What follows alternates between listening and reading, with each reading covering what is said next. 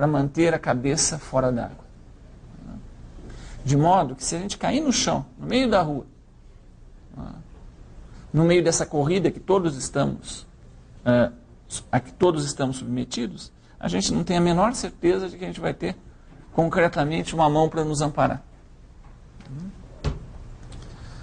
A emergência tão intensa da questão do pânico na nossa cultura nos leva necessariamente a refletir que dispositivos sociais, que dispositivos culturais, que dispositivo de solidariedade, que dispositivo de reconhecimento da nossa limitação humana estão em jogo, que nos permitam, de alguma maneira, fazer uma gestão do desamparo ao qual todos estamos expostos. A ideia do desamparo do ser humano existe desde sempre. E não existe mais um modelo criado de fora. Mas talvez as pessoas tenham que perceber que esse modelo pode ser criado por elas mesmas, com ideal, expectativas de vidas e planos e projetos de vidas que no momento atual são mais individualizadas mesmo. Se no momento eram coletivas, se buscavam soluções coletivas, hoje as soluções são individuais. Os seres humanos já tiveram medo da gripe. O mal já foi a peste que matava milhões de pessoas. Nos nossos dias, o perigo não são apenas as doenças do corpo. O mal do nosso tempo são as doenças da alma, como as depressões. Depressão não é igual a tristeza. Depressão é um campo muito vasto. Na verdade, a maioria das pessoas fala de depressões, que engloba tanto o polo da melancolia, mais grave, mais fundo, quanto o polo da distimia, que eu ainda não disse a vocês, mas os que são da área psi sabem, os que não são estão cada vez mais ouvindo falar da distimia, que é um tipo de depressão leve. Uma depressão leve e longa no tempo. Enquanto que pelos manuais de diagnóstico bastam 2 semanas com uma quantidade X de sintomas para que alguém mereça o diagnóstico de estar com um episódio depressivo maior, 2 semanas, 3, a distimia é alguma coisa que você só diagnostica depois de 2 anos, de uma vaga depressão.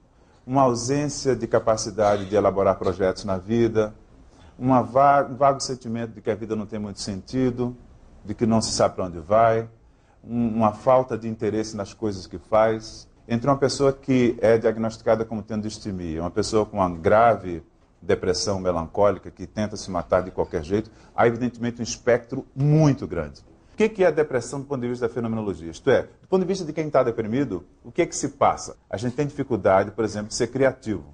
Tem dificuldade de resolver problemas. Isso é porque os processos cognitivos, os processos de organização das ideias, surgimento das ideias, ele está, de alguma maneira, inibido. Mas a inibição não é apenas ideativa, é uma inibição também afetiva. A depressão, ela implica um estreitamento, uma inibição do pensamento, dos afetos, e é por isso que as coisas deixam de ter graça. Quem gosta de uma comida passa a não achar graça naquela comida. Quem gosta de cozinhar, deixa para lá. Quem gosta de ter a casa arrumada, começa a ficar desorganizado em relação a isso. É por isso que tão frequentemente as pessoas deixam de, por exemplo, tomar banho facilmente. Simplesmente não tem o impulso, não tem vontade, diminuem a sua competência laborativa, porque o trabalho também começa a se tornar desinteressante. Isto é, a ideia de inibição da depressão ela é global, ideativa, ela é afetiva, ela é também corporal. Nenhum jogador joga uma final de campeonato deprimido, porque ele não vai acertar a bola, ele não vai acertar um passe, porque a corporeidade não responde da mesma maneira. Ele, se for, vamos dar um exemplo de um atleta de alta performance, vamos pensar em nós. A gente não fica sem vontade de ter sexo, transar. Deixa de ser uma coisa que tem um apelo natural. E muitas vezes, se você insiste em transar, você não consegue ir muito adiante, porque a inibição se apresenta em qualquer área da nossa existência. Um outro aspecto que é de alguma maneira ligado a isso é o chamado sofrimento moral.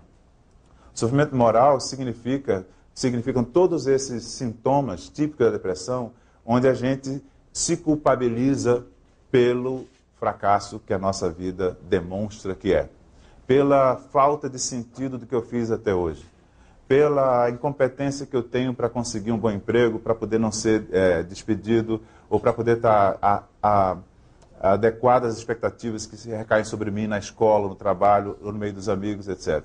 É uma autodesvalorização e uma autoapreciação sobre as próprias capacidades. É uma diminuição da autoestima.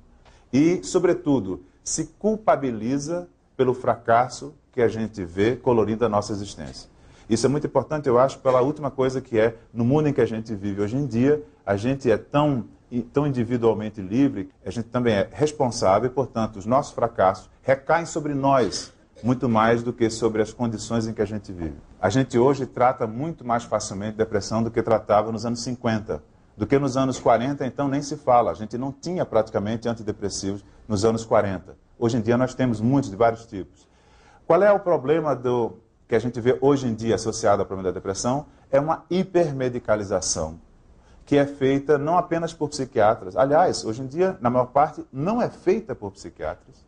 A maior parte dos antidepressivos é prescrita por não psiquiatras, por ginecologistas, endocrinologistas, dermatologistas, todos os tipos de médico receitam e, mais interessante, receitam muitas vezes na primeira sessão, na primeira consulta.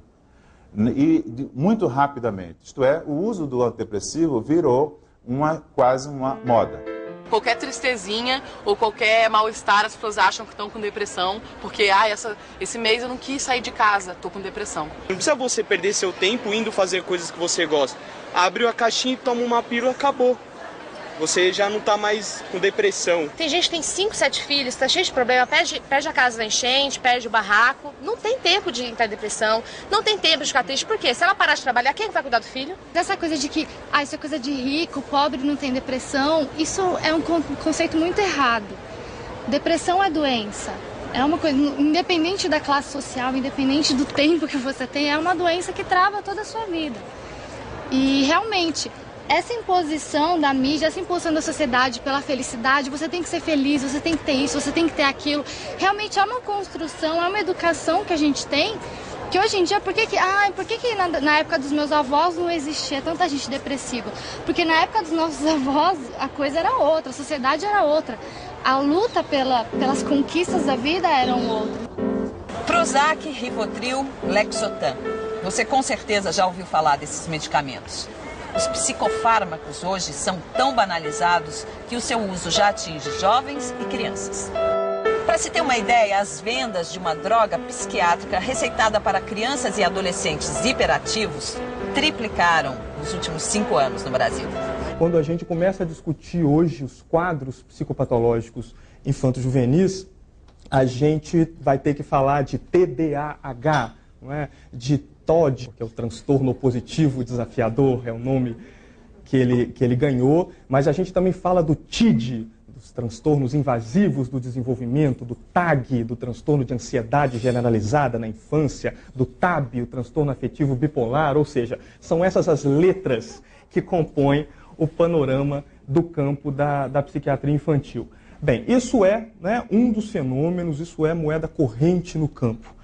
O outro fenômeno correlato é uma expansão, uma explosão e também uma banalização do uso de psicofármacos para crianças e adolescentes. Não é? Isso aparece em capa de revista, mês sim, mês não, em programas de televisão, ou seja, uma série de situações de sofrimento mental, de distúrbios de comportamento da criança e do adolescente, que até algum tempo atrás, há 10 a 15 anos, não seriam medicalizáveis, ou em relação aos quais a estratégia medicamentosa seria a última a ser pensada. Na verdade, isso vai se invertendo no decorrer dos últimos 10 anos, de tal maneira que a estratégia medicamentosa, que, claro, em alguns casos é útil e pertinente, ela vai se transformando no principal recurso terapêutico numa faixa etária onde isso não era comum há muito pouco tempo atrás.